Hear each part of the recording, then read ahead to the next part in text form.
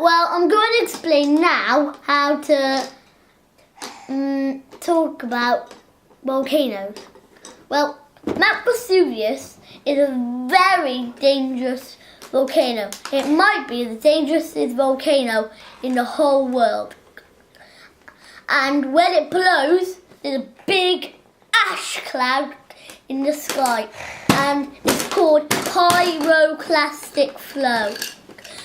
Well, in Indonesia, Krakatoa, you can see the red sunset from Norway, and it would even break your eardrums if you were in Indonesia.